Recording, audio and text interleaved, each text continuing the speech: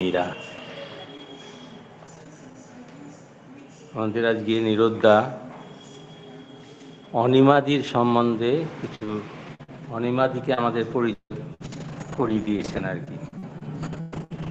অনিমাদির নাম আমরা অনেক শুনেছি। সেবাপরায়ণ, নিরোদ্ধার সেক্রেটারি, সেবিকা, মা, বোন, বন্ধু সব রকমই ছিলেন। সেই অনিমাদির সম্বন্ধে আজকে নিরোদ্ধার লেখা। প্রথমে একটু পরিচিতি অনিমাদির। শ্রীমতী অনিমা মজুমদার পণ্ডিচেরি শ্রী অরবিন্দ আশ্রমের অন্যতমা সাধিকা। জন্ম 1931 সালের 1 জুন। আশ্রমে আসার পূর্বে পশ্চিমবঙ্গের শিক্ষা বিভাগে সাব ইন্সপেক্টর অফ স্কুল ছিলেন। 1954 সালের 4 নভেম্বর তিনি আশ্রমে এসে স্থায়ীভাবে বাস করতে থাকেন। মাত্র 23 বছর বয়সে চাকরি ছেড়ে দিয়ে তিনি আশ্রমে স্থায়ীভাবে বাস করতে শুরু করেন। প্রথমে আশ্রম প্রেসে, পরে স্কুলের কিন্ডারগার্টেনে কাজ করেন।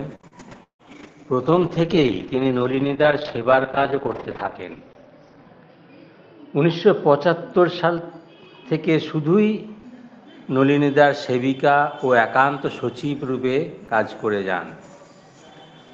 শ্রীমতী মজুমদার সুলেখিকা, কিছু কিছু কবিতা লিখেছেন, কিছু বিদেশি কবিতারও সার্থক অনুবাদ করেছেন।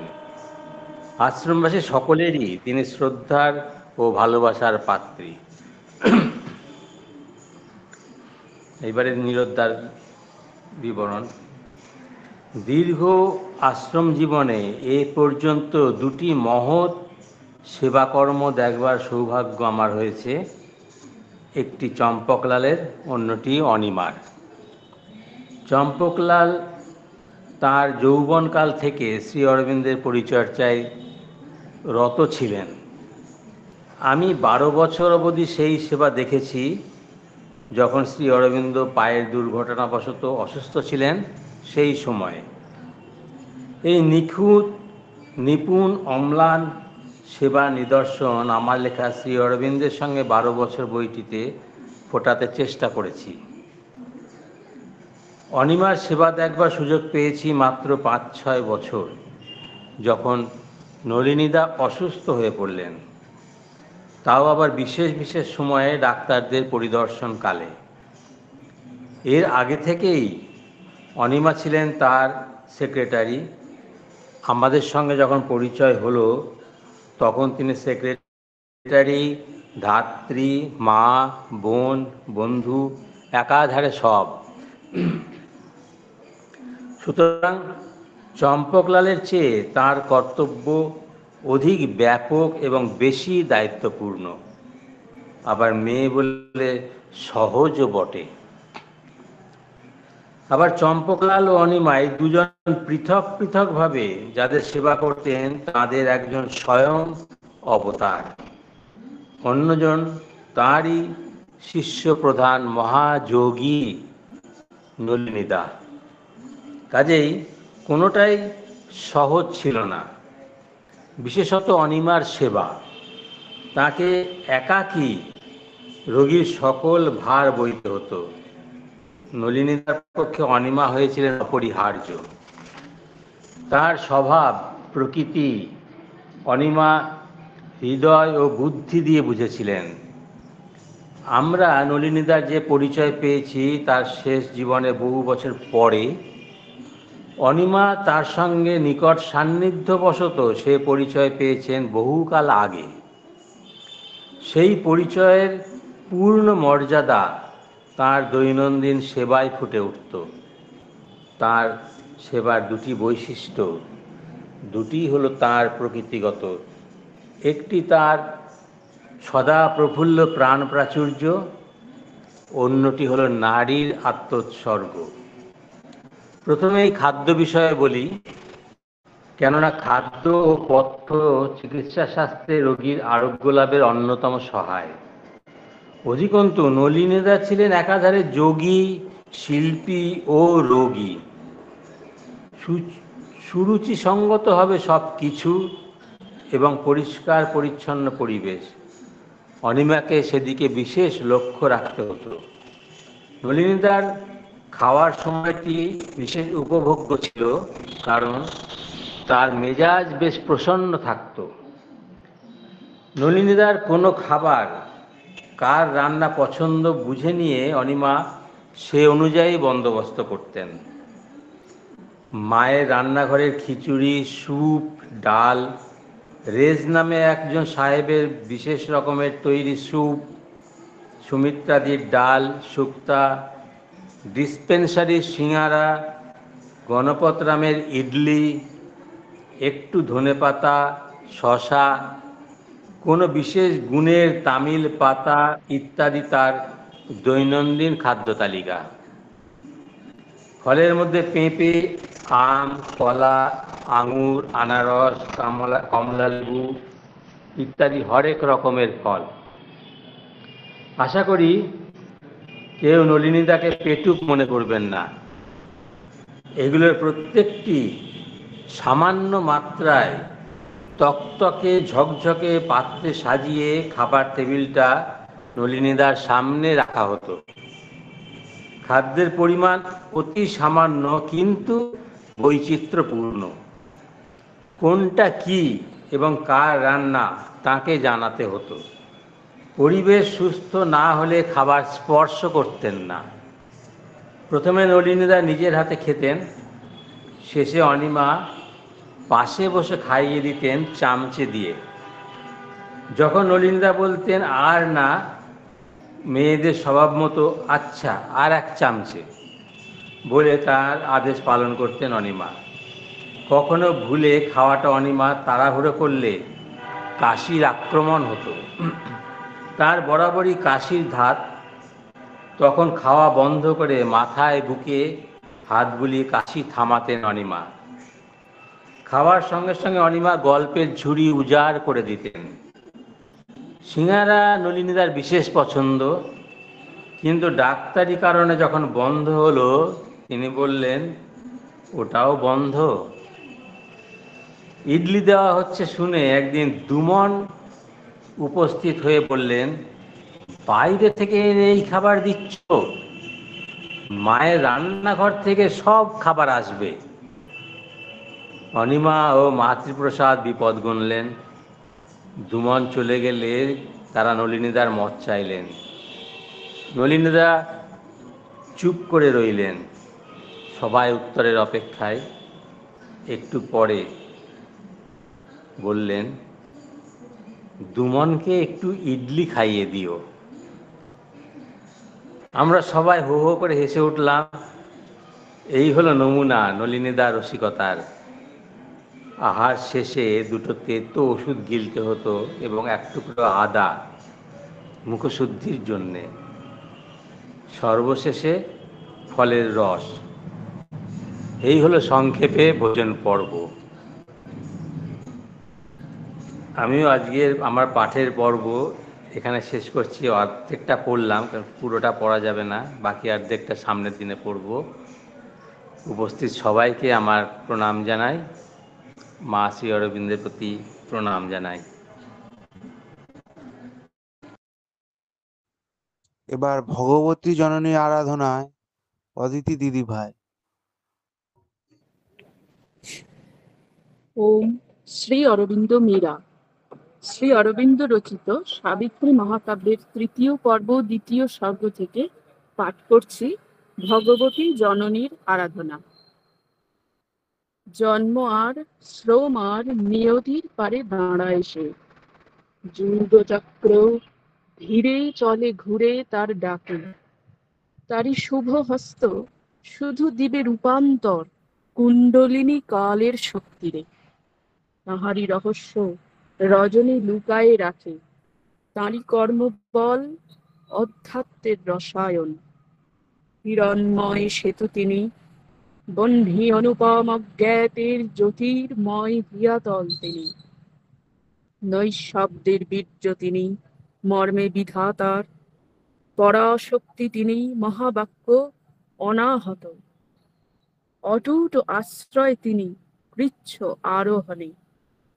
জলে সব সূর্য এই আদি সূর্য হতে, নামে এই জ্যোতি অলব্ধ অপার হতে। দূর অসম্ভব হতে দেয় হাতছানি যে আনন্দ, নামেনি কভু যে বিশ্বরাট।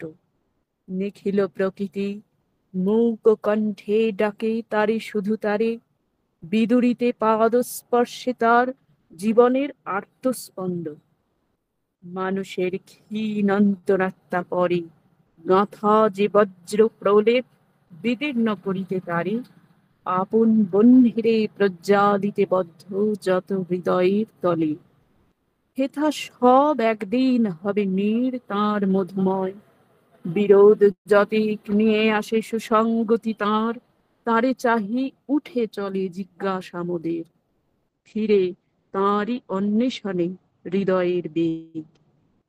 নিবাস মোদের হবে অনুপ আনন্দ তাঁর, তার আলিঙ্গনে দুঃখ যত হয়ে যাবে তীব্র সুখ সার। তার মাঝে নিজ নিজ আত্মা সকলের হয়ে ওঠে এক আত্মা। পায় দৃঢ় স্থিতি, পায় রূপান্তর তাঁরই মাঝে অবশেষে।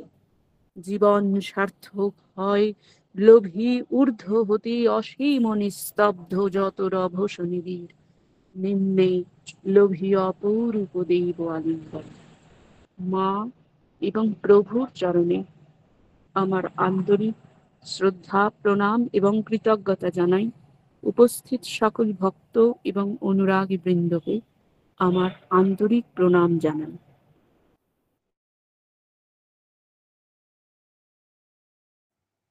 এবার উপনিষদাবলী থেকে অর্চনা মাসিমণি।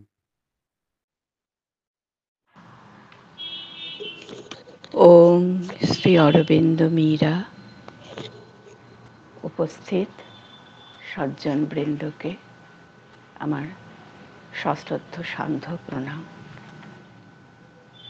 আমাদের আলোচনা এখন চলছে ঈশোপনিষদের বিষয়ে এবং তার সম্ভূতিতে ভগবত দর্শন, এই পর্যায়টি নিয়ে আমরা একটু কথা বলার চেষ্টা করেছিলাম আগের দিন। যেখানে অবধি এসেছিলাম সেখানে দেখছি শ্রী অরবিন্দ জানাচ্ছেন যে আগে আগে যা বলেছেন তারই একটি খুব পরিনিষ্ঠিত রূপ তিনি এখানে উপহার দিয়েছেন, যে অহংভাবিত দৃষ্টিতে মানব দেখে জগতে অগণিত পৃথক পৃথক জীব, প্রত্যেকেই বিবিক্তভাবে নিজ স্বরূপে অবস্থিত। এটি হচ্ছে অহংভাবিত দৃষ্টির দর্শন। আর একমাত্র দেহী রূপে দিব্য দৃষ্টিতে ভগবান যখন বিশ্বকে দেখেন, তখন দিব্য দৃষ্টিতে ভগবান বিশ্বে দেখেন নিজেকে একমাত্র দেহী রূপে। তিনি অসংখ্য অস্তিত্বের মধ্যে বাস করেন, আর সেসব অস্তিত্বও তিনি নিজেই। সবকে তিনি আশ্রয় দেন, নিরপেক্ষভাবে সবকে সাহায্য করেন। তাহলে অহংভাবিত দৃষ্টি এবং দিব্য দৃষ্টির মধ্যে যে পার্থক্য, আপাত পার্থক্য এবং পার্যন্তিক পার্থক্য বটে, সেই পর্যন্ত আমরা পাঠ করতে পেরেছিলাম। তার পরবর্তী অংশে আমরা রয়েছি, যেটি হচ্ছে ঈশোপনিষদ অংশের ৯৯ পৃষ্ঠার একদম শেষের দিকে। শেষ যে অনুচ্ছেদটি রয়েছে তার সমাপ্তির দিক থেকে তৃতীয় পংক্তি, এটি সেমিকোলনের পর শুরু হয়েছিল।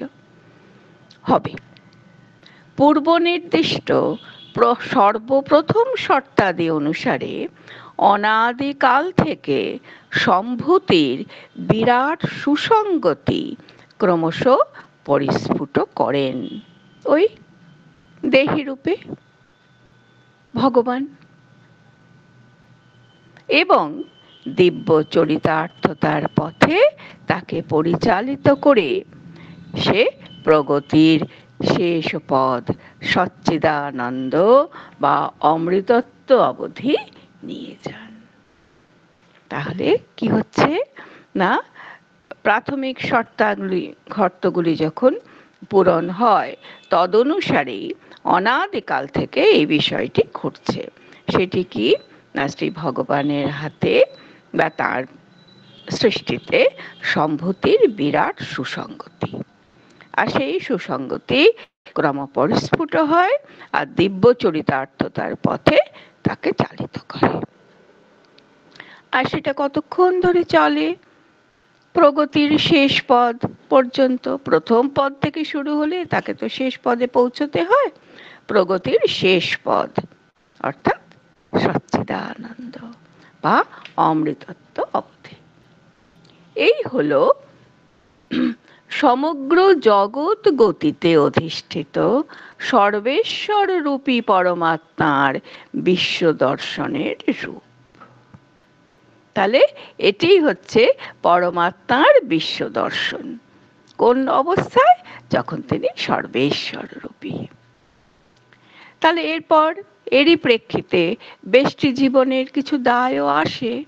সে বিষয়ে প্রভু বলছেন, ব্যষ্টি জীবকে ক্ষুদ্র অহংভাবিত দৃষ্টিভঙ্গির পরিবর্তে দিব্য পরম বিশ্বজনীন দৃষ্টিভঙ্গি স্বীকার করে সেই উপলব্ধির মধ্যে বাস করতে হবে। ব্যষ্টি জীবনের বাকি সব দায়িত্ব নিয়েছেন সেই সচ্চিদানন্দ, কিন্তু তাকে যেটি করতে হবে তার দৃষ্টিভঙ্গির পরিবর্তন চাই।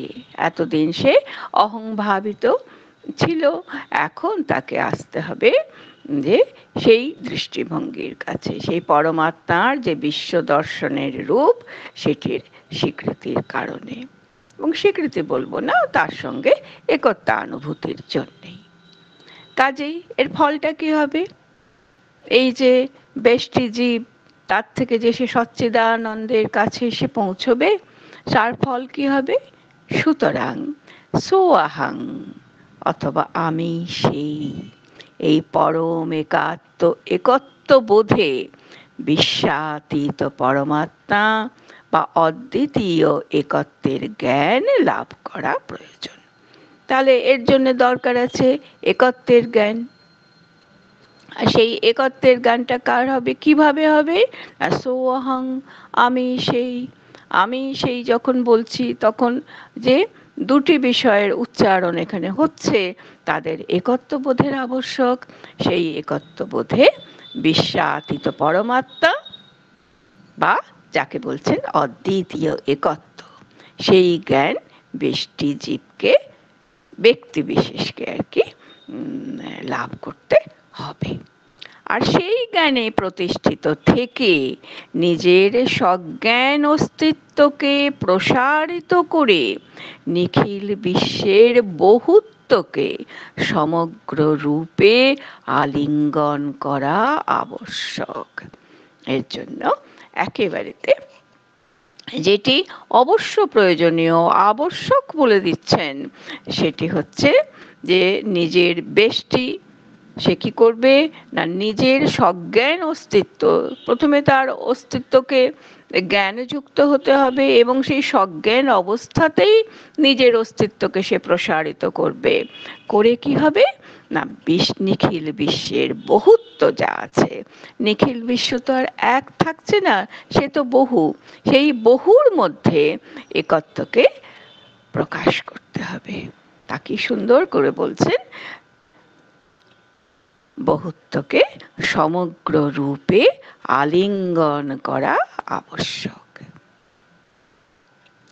তাহলে এই যে বিষয়টি বললেন, সেটিকে যদি একেবারে এক কথায় বলতে চান, তাকে কি বলতে হবে?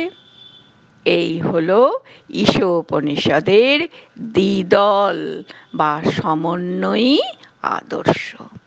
তাহলে এতক্ষণ ঈশোপনিষদের আদর্শটি তিনি বহুল ব্যাখ্যা সহযোগে আমাদের কাছে তুলে ধরলেন। আর সেই আদর্শটি কি? সমন্বয়ী আদর্শ। কাদের কাদের মধ্যে এই সমন্বয় হবে? ভিন্ন মত থাকবে তবে তো সমন্বয়ের প্রশ্ন উঠবে।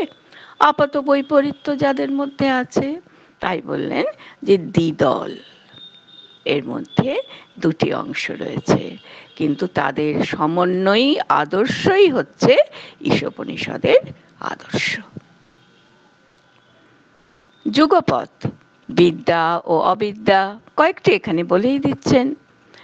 এক ও বহুকে সাদরে গ্রহণ করা, বিদ্যাং চ ইয়স্তদ্ভেদ উভয়ং সহ, সেই তদ্বেদ উভয়ং সহ, সেই দুজনকে একসঙ্গে জানার কথা বলেছেন। আর এক ও বহুকে সাদরে গ্রহণ করতে হবে, সেই সর্বভূতেষু চাত্মানম যেখানে বলেছেন। বিশ্বে বাস করা, কিন্তু তার মর্ত ধর্মকে অমৃতের সংজ্ঞাতে পরিবর্তিত করা। বলেননি বিশ্বে ছেড়ে গিয়ে বিশ্বেশ্বরের কাছে আশ্রয় নিতে হবে, বলছেন বিশ্বে বাস করা, কিন্তু তার মর্তেয় ধর্মকে, তার যে মরণশীলতার যে ধর্ম, তাকেই অমৃতের সংজ্ঞাতে পরিবর্তিত করা। এর জন্য কি দরকার? জন্মরাহিত্যের স্বাতন্ত্র্য ও শান্তিকে জন্মের ও কর্মপ্রবৃত্তির সঙ্গে যুগপৎ গ্রহণ করা। শুধু গ্রহণের কথা বলছেন না, যে জন্মরাহিত্য রইল আবার শান্তিও রইল, কিন্তু তাদের দুজনকে জন্ম আর কর্মপ্রবৃত্তির সঙ্গে একসঙ্গে দেখে তাদের যুগপৎ বরণ করতে হবে। মোটামুটি ভাবে ঈশোপনিষদের আমরা চলছি তো 7 মন্ত্র নিয়ে, কিন্তু এখানে প্রসঙ্গক্রমে যেগুলি এসেছে সেগুলি পরবর্তী মন্ত্র রয়েছে। 9ম থেকে 14 মন্ত্র পর্যন্ত এর কিছু কিছু রেফারেন্স শেষ অবধি টানা যাবেই। আমরা এই অংশটার থেকে এই যে সমন্বয়ী আদর্শ হচ্ছে ঈশোপনিষদের আদর্শ, এই বিষয়ে দুটি মাত্র এখানে উল্লেখ করলেন, কারণ যেহেতু এই দুটি বিষয় খুব প্রসারিত আলোচনা হয়েছে, আমরা অন্যগুলি প্রভুর এই ঈশোপনিষদ গ্রন্থের ব্যাখ্যা প্রসঙ্গে অন্য একটি অংশ থেকে একটু দেখে নিই, যেখানে তিনি এই বিপরীত সংজ্ঞাগুলির কথা বলেছেন এবং তাদেরও ব্যাখ্যা করে দিয়েছেন। সেটা আমরা যখন তার কারুণ্য পাবো তখন সেখানে পৌঁছতে পারবো। আজ শুধু নামও তো একটু তাদের সঙ্গে পরিচয় করে নিই। সেখানে বলছেন, এই গ্রন্থেরই 144 পৃষ্ঠা খুললেই পাওয়া যাবে বিপরীত সংজ্ঞাসমূহ। বিপরীত সেসব সংজ্ঞাসমূহ গ্রহণ করে এই উপনিষদে সমন্বয় করা হয়েছে। আর সেসবগুলি কি? চিন্ময় ঈশ্বর ও প্রাতিভাসিক প্রকৃতি। দ্বিতীয়, ত্যাগ ও ভোগ ত্যাক্তেন ভুঞ্জিথা। তৃতীয়, প্রকৃতিতে কর্ম ও আত্মাতে মুক্তি। কুর্বন্নেবেহ কর্মাণি জিজীবিষেচ্ছতং সমা। চতুর্থত, এক স্থাণু ব্রহ্ম ও বহুমুখী গতি। তিনি অচলোয়ং সনাতন যেমন আছেন, তেমনি তিনি কখনো আছেন কখনো নেই, তদ্দূরে তদ্ভুয়ান্তিকে। আর সত্তা ও সম্ভূতি, জায়মানতা আর সেই জায়মান সত্তা, জাত সত্তা। ষষ্ঠত, সক্রিয় ঈশ্বর ও উদাসীন অক্ষর ব্রহ্ম। আর বিদ্যা ও অবিদ্যা, যেটি 7ম বিভাগ হিসেবে এখানে দেখানো হয়েছে, সে তো রয়েছে। আর জন্ম ও জন্মরাহিত্য আছে, সম্ভূতিঞ্চ বিনাশাঞ্চ বলে। কর্ম জ্ঞান, জ্ঞান ও কর্মের ন কর্ম লিপ্যতে নরে, সেই কর্মের কথা বলেছেন। এসব পরপর বিরোধের অবসানও তিনি করে দিয়েছেন বিভিন্ন মন্ত্রে, সেগুলি আমরা পরে দেখব। আজ শুধু দেখলাম অন্তত পক্ষে প্রসারিত হোক আর সংকুচিত হোক, যে কোনো পরিসরেই হোক না কেন, বিপরীত যেসব সংজ্ঞাগুলি গ্রহণ করেছেন তাদের নববিধত্বের কথা স্বয়ং শ্রী অরবিন্দই আমাদের জানিয়েছেন। এরপর আমরা যে প্রসঙ্গে ছিলাম সেই প্রসঙ্গে আবার ফিরে আসছি। অর্থাৎ শেষ ছিল জন্মরাহিত্যের স্বাতন্ত্র্য ও শান্তিকে জন্মের ও কর্ম প্রবৃত্তির সঙ্গে যুগপৎ বরণ করা, এই যৌগপত্য, এই সমত্ব, যা হচ্ছে ঈশোপনিষদের আদর্শ। এই আলোচনাটি শেষ বিন্দুতে এসে বলছে, নিম্নতর সত্তার প্রত্যেক অংশকেই এই উপলব্ধিতে সম্মত হতে হবে। শুধু বুদ্ধি দিয়ে বোঝাই যথেষ্ট নয়, হৃদয়কে বিশ্বজনীন প্রেম ও আনন্দ গ্রহণ করতে হবে। ইন্দ্রিয় মানুষকে সর্বত্র ভগবানের ও পরমাত্মার সংবেদন চাইতে হবে। প্রাণকে বিশ্ব ব্যাপারের সমগ্র লক্ষ্য এবং সমস্ত কর্মপ্রবৃত্তি নিজের সত্তার অংশ বলে বুঝতে হবে। সব কিছুকে এক করে দেখতে গেলে যা করতে হয় সবগুলি এর মধ্যে রয়েছে। শুধু বুদ্ধি থাকলে হবে না, তার সঙ্গে চাই হৃদয়, আর সেই হৃদয়ে থাকবে বিশ্বজনীন প্রেম ও আনন্দগ্রাহী শক্তি। থাকবে ইন্দ্রিয় মানস, যে সর্বত্র ভগবান ও পরমাত্মার সংবেদন অনুভব করবে। থাকবে সেই প্রাণ, যে বিশ্ব ব্যাপারের সমগ্র লক্ষ্য, আর সমস্ত কর্মপ্রবৃত্তিকে নিজের সত্তার অংশ বলে বুঝবে। এভাবে এই অংশটি আলোচনা শেষ করেছেন, যেটি ছিল সম্ভূতিতে ভগবৎ দর্শন।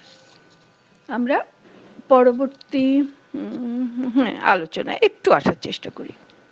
কর্মপ্রবৃত্ত আনন্দ, এই যে সচ্চিদানন্দের কথা বলেছেন পরিণতিতে, সেই বিষয়ে বলছেন, এই উপলব্ধি হলো পরিপূর্ণ আত্যন্তিক আনন্দ। তাতে কর্ম অঙ্গীকার করা হয়, কিন্তু শোক মোহ থেকে মুক্ত হয়ে। তত্র কো মোহ কঃ শোক একাত্মানুপশ্যত মন্ত্রেই বলা হয়েছিল। তাকেই বলছেন যে এই উপলব্ধি হচ্ছে পরিপূর্ণ আত্যন্তিক আনন্দ। এখানে কি হয়? মোহের কোনো সম্ভাবনা থাকে না, কারণ সর্বভূতের পশ্চাতে অজ্ঞের অনুভূতি অধিগত হয়েছে বলে জীবার সম্ভূত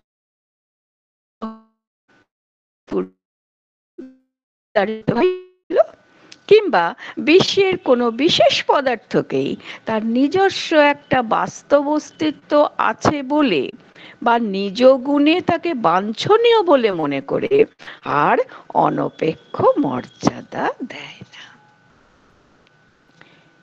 কেবলমাত্র বিশেষ পদার্থই আছে, তার বাস্তব অস্তিত্বই আছে এবং সেটি একমাত্র বাঞ্ছনীয় এবং অবশেষে সুতরাং গ্রহণীয়, এই বিষয়টা থেকে সে মুক্ত হয়। এখন কি হয়? সবই উপভোগ্য, সবেরই মূল্য আছে। কেন? পরমাত্মার অভিব্যক্তি বলে, এবং তাতে অভিব্যক্ত পরমাত্মার প্রসাদে। কিন্তু কোনো বস্তুরই নিজস্ব কোনো মূল্য নেই। এই নিজস্ব কোনো মূল্য নেই তখনই বোঝা যাবে, সর্বভূতেষু চাত্মানং, যখন বোঝা যাবে। কাজেই বলছেন যে এই বাসনা বিভ্রম তখন দূর হয়, আর বিভ্রমের স্থলে আসে জ্ঞান, আর বাসনার স্থলে আসে বিশ্বজনীন সামিত্যের ক্রিয়াশীল দিব্য আনন্দ। আরেকবার পড়ি অংশটি। এর ফলে কি হচ্ছে? কোনো বস্তুর নিজস্ব মূল্য নেই, সব কিছুই উপভোগ্য হচ্ছে, তার মূল্য হচ্ছে সেটি পরমাত্মার অভিব্যক্তি রূপে, এবং অভিব্যক্ত পরমাত্মার প্রসাদই বাকি বিষয়গুলিকে সেরে দিচ্ছে, যার ফলে বাসনার বিভ্রম দূর হচ্ছে। এবং সেই বিভ্রমের স্থানে কি আসছে? তাকে দূর করে কোনো জায়গা তো ফাঁকা থাকবে না, আসছে জ্ঞান।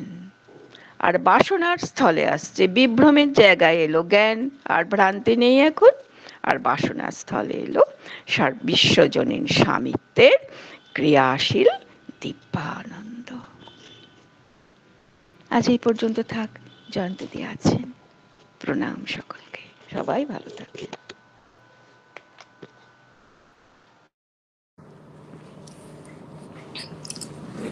ওম শ্রী অরবিন্দ মীরা।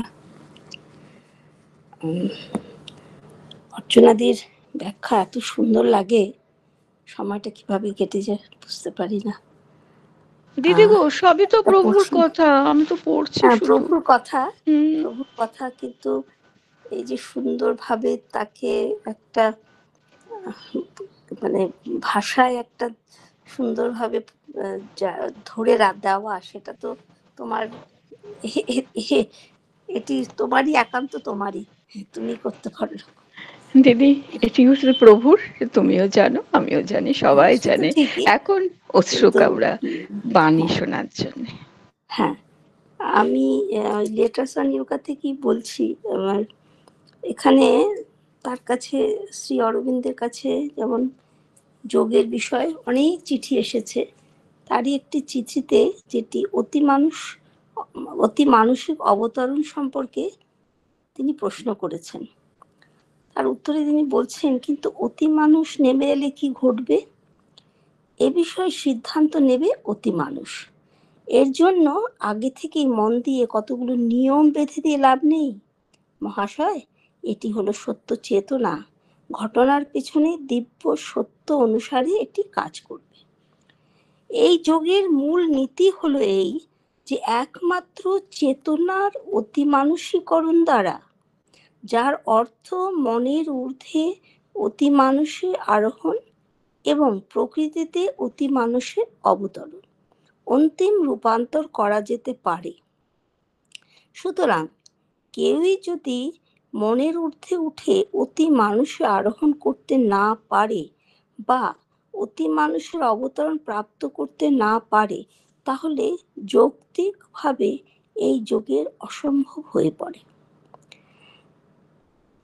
প্রতিটি সত্তা মূলত ভগবানের সঙ্গে এক এবং তার ব্যক্তি সত্তায় ভগবানের একটি অংশ। সুতরাং তার অতি মানসিক হয়ে ওঠার পথে কোনো অলঙ্ঘনীয় বাধা নেই। নিঃসন্দেহে মানুষই প্রকৃতির পক্ষে অন্য সহায় না নিয়ে এর নিজস্ব প্রচেষ্টা অজ্ঞানতা কাটিয়ে উঠে এবং ঊর্ধ্বে উঠে বা অতি মানুষের অবতরণ প্রাপ্ত করে এটির মূলে মনোময় হওয়াটা অসম্ভব, কিন্তু ভগবানের কাছে সমর্পণের দ্বারা এটা করা যেতে পারে। ব্যক্তি তার নিজের চেতনার মাধ্যমে পৃথিবীর প্রকৃতিতে এটিকে নামিয়ে আনে এবং এইভাবে অন্যদের জন্য পথ খুলে দেয়। কিন্তু ব্যষ্টিগতভাবে কার্যকর হওয়ার জন্য প্রতিটি চেতনায় এই পরিবর্তনটির পুনরাবৃত্তি করতে হবে। একটি সাধারণ অবতরণ দ্বারা মানুষ প্রাকৃত মন থেকে বেরিয়ে আসতে পারে না। কেউ যদি প্রাকৃত মনের মধ্যে থেকে যেতে মনস্থ করে, 10 লক্ষ অবতরণ নিচে আসতে পারে এবং তাতে তার কিছু যায় আসে না। পৃথিবীতে নেমে আসা অতি মানুষের মধ্যে কোনো পরিবর্তনই আনবে না যদি সে অহংকে আঁকড়ে থাকে। আমার বাণীটি এখানে শেষ হলো। অপূর্ব, যে বাণীটি আমি পড়বো করে সিলেক্ট করেছিলাম সেটি শেষ হলো। তখন সবাইকে শুভরাত্রি জানাই এবং সবার সুস্বাস্থ্য কামনা করে রাখছি।